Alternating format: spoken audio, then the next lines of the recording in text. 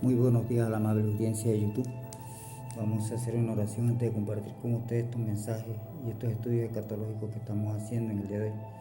Soberano Dios, oye Jehová Dios de los ejércitos, en el nombre de Jesús, el Cristo tu Hijo, te pedimos que tú nos des, Señor, aceptación de tu palabra, sometimiento a través del Espíritu Santo, y que esta palabra llegue a vida en las vidas y en los corazones, sabiendo que tu venida está cerca y muchas personas están perdidas en el error. Bueno, hoy queremos compartir, le damos gracias al Señor por su palabra, pero hoy queremos compartir con ustedes un mensaje escatológico titulado Adulterando la profecía del Nuevo Testamento. Vamos a leer en Génesis 3, 1 al 15 y Jeremías 28, 1, 17.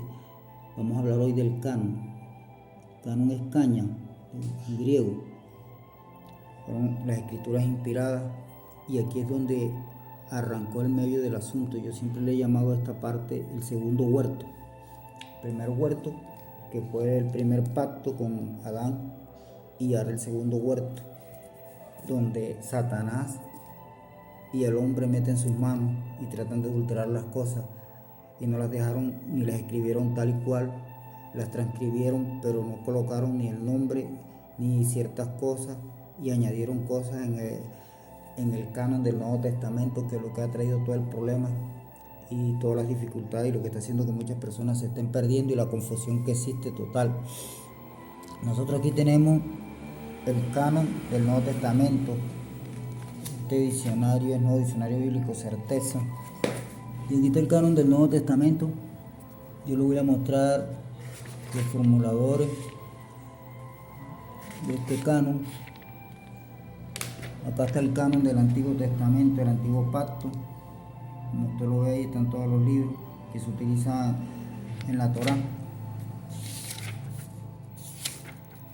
Y aquí está el canon del Nuevo Testamento. Aquí encontramos, mire, Ireneo de León, 130, 200 después de Cristo. Canon Muratori, 170, 210 después de Cristo. Eusebio, 325 al 260, 340 después de Cristo. Y la carta Pascual. Y acá está el canon actual, que es el que tenemos hoy en día.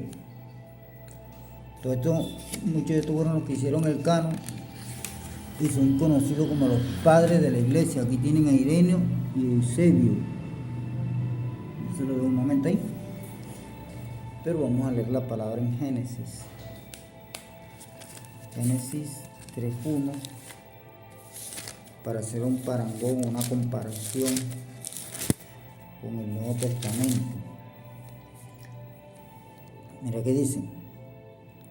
Ahora bien, la serpiente resultó ser la más cautelosa de todas las bestias salvajes del campo que Jehová Dios había hecho, de modo que empezó a decir a la mujer: ¿es realmente el caso que Dios ha dicho que ustedes no deben comer de todo árbol del jardín? Ante esto la mujer dijo a la serpiente: del fruto de los árboles del jardín podemos comer, pero en cuanto a comer del fruto del árbol que está en medio del jardín, Dios ha dicho: no deben comer de él, no deben tocarlo para que no mueran. Y ante la serpiente dijo a la mujer: positivamente no morirán, porque Dios sabe que en el mismo día que coman de él tendrán que abrirse los ojos y tendrán que ser como Dios, conociendo lo bueno y lo malo. Puso la cascarita. Le llamó la atención con algo, ser semejante a Dios, lo que él siempre ha querido ser. Por eso él cayó de su gracia y el Señor lo condenó al lago de fuego eternamente, a morir, a sufrir por los siglos de los siglos, y todos los que le siguen y todos los que medran o falsifican la palabra del Señor. En ese entonces a ellos se les dio la escatología de un futuro. El futuro de ellos era que si ellos comían del fruto del árbol que se les había prohibido que comiesen, morirían. Vendrían a ser mortales como lo que somos hoy en día, que envejecemos y morimos. Como dice la misma palabra en el Salmo, los más robustos de nosotros, 80, 70, hoy en día nos estamos muriendo hasta de 50 y 55 años. Pero yo quiero comparar esto con Jeremías 28, 1 al 17. Yo voy a leer acá en esta versión. Esto lo vamos a hacer corto, porque no se necesita hacer mensajes largos, se necesita que seamos receptivos al Espíritu Santo, a su palabra. y la obedezcamos y la cumplamos y la sigamos. Si usted puede leer aquí nos van a hablar de la falsa profecía de Ananías. Entonces aconteció en el año, al principio del reinado de Sedequías, el rey de Judá, en el año cuarto, en el mes quinto, que Ananías, hijo de Azur, el profeta que era de Gabaón, me dijo en la casa de Jehová ante los ojos de los sacerdotes de todo el pueblo: esto es lo que ha dicho Jehová de los ejércitos, Dios de Israel: ciertamente quebraré el yugo del rey de Babilonia dentro de 2 años completos. Voy a traer de vuelta a este lugar a todos los utensilios de la casa de Jehová que Nabucodonosor, rey de Babilonia, tomó de este lugar para llevarlos a Babilonia. Bueno, pero mire en qué termina todo este desenlace. Dice el verso 14 aquí, mire: porque esto es lo que ha dicho Jehová de los ejércitos, el Dios de Israel: ciertamente pondré un yugo de hierro sobre el cuello de todas las naciones para que sirvan a Nabucodonosor, el rey de Babilonia, y tendrán que servirle, y hasta las bestias salvajes del campo ciertamente le daré. Y Jeremías el profeta pasó a decir a Ananías el profeta: escucha por favor, oh Ananías, Jehová no te ha enviado, sino que tú mismo has hecho que este pueblo confíe en una falsedad. Por lo tanto, todo lo que ha dicho Jehová: mira, voy a enviarte sobre la superficie del suelo este año. Tú mismo tienes que morir, porque has hablado verdadera sublevación contra Jehová. De manera que el profeta Ananías murió aquel año en el mes séptimo. Escatológicamente él estaba tratando de anular algo que ya se había dicho, que el Señor ya lo había confirmado. Era la escatología para aquellos tiempos, el tiempo del destierro a causa del pecado. Dios nunca va a cambiar, Dios nos va a hablar de acuerdo a las circunstancias. Nosotros estamos en un tiempo de apostasía, de confusión.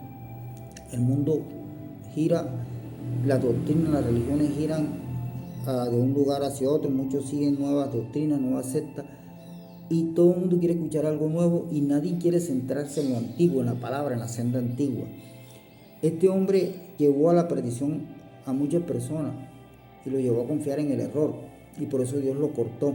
Eso sucede hoy en día cuando las personas toman la palabra que se ha dado escrita, la tergiversan, cuando hicieron el canon, cuando empezaron a introducir doctrinas como la Trinidad, cuando empezaron a introducir cosas que no son, añadir añadiduras, por ejemplo en 1 Juan 5:7, que 3 son los que dan testimonio: el Padre, el Verbo, la palabra. Esos son añadiduras, son cosas que hacen de la palabra, de la escatología que se dio para el futuro, sea confusa y la gente se pierda. Mire un ejemplo claro de lo que estamos hablando: Job 42:7. Mire lo que dice Job 42:7 y usted se va a dar cuenta. A veces las personas creen que en la multitud está la razón de todas las cosas, y resulta y pasa que no. Nosotros encontramos un hombre como Eliú, que fue el único que fue el más joven y fue el único que no fue censurado cuando reprendió y le llamó la atención a Job, mientras que los 3 amigos fueron censurados y dice que la ira de Dios se encendió contra ellos. Aquí está Job 42:7. Y aconteció que después que Jehová hubo hablado estas palabras a Job, mire lo que están. Jehová procedió a decir a Elifaz el tenamita: mi cólera se ha enardecido contra ti y tus 2 compañeros, porque ustedes no han hablado acerca de mí lo que es verídico, como mi siervo Job. Y ahora tomen para ustedes 7 toros, 7 carneros, y vayan a mi siervo Job, y tienen que ofrecer un sacrificio. ¿Sí? O sea, tergiversaron muchas cosas de la Biblia, adulteraron muchas cosas. Si usted lee el principio de Job, cuando él empieza con las quejaderas y los amigos llegan, ellos muchas cosas, y mucha gente hoy predica acerca de eso y lo toman como real y verdadera, cuando ellos muchas veces cogieron aquellas palabras y las tergiversaron y colocaron cosas que Dios no había mandado, ni eran ciertas ni eran reales. Mas el uno tuvo sabiduría, tuvo prudencia, y es lo que Dios nos está llamando en estos tiempos. Vamos a concluir este tema para que usted sepa que hay que tener cuidado cuando nosotros tomamos la palabra y la adulteramos. Y vamos a leer en esta versión lo que nos espera a todos lo que tergiversamos. Yo voy a leer esta versión para que vea que en esta versión dice tergiversar. Y voy a ir a 2 de Pedro 3:16.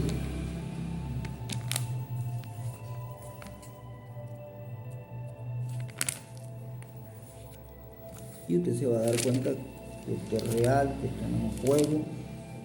Mire, 2 de Pedro 3:16, mire lo que dice aquí la palabra del Señor. Vamos a leer desde el verso 15. Ten en cuenta que la paciencia de nuestro Señor, Salvador, como ya lo he escrito, nuestro queridísimo hermano Pablo, con la sabiduría que Dios le ha dado, de hecho así se expresa en todas las cartas cuando trata este tema.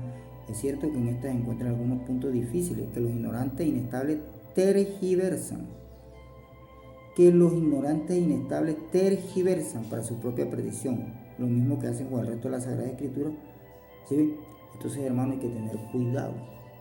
El Espíritu Santo inspiró esta palabra en estos 40 hombres, pero nosotros no podemos, y cuando hicieron el canon, ese fue el gran error.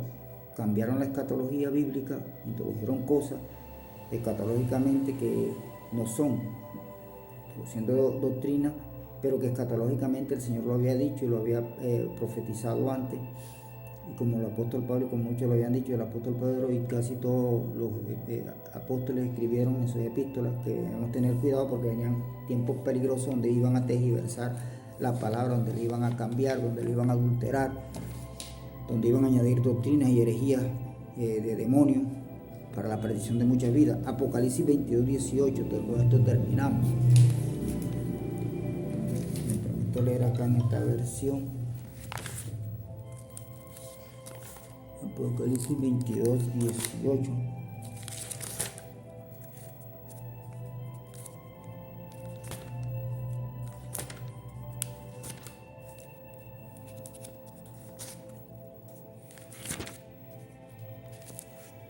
Mire lo que dice esta versión acá. Dice: estoy dando testimonio a todo el que oye las palabras de la profecía de este rollo. Si alguien hace una añadidura a estas cosas Dios le añadirá en las plagas que están escritas en este rollo.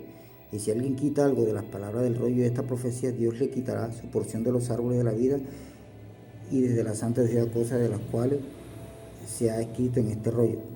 Así que hay que tener cuidado. La salvación se pierde si nosotros adulteramos, si nosotros añadimos, si nosotros decimos cosas que el Altísimo no ha mandado en ninguna manera. Y debemos mantener una senda antigua y predicar la palabra tal y cual como está, indagar, investigar si esas cosas, como hacían los cristianos en Berea, que se decían eran ciertas. Que el Altísimo le bendiga, a resplandecer su rostro sobre usted, ponga shalom en su vida. Feliz día, shalom.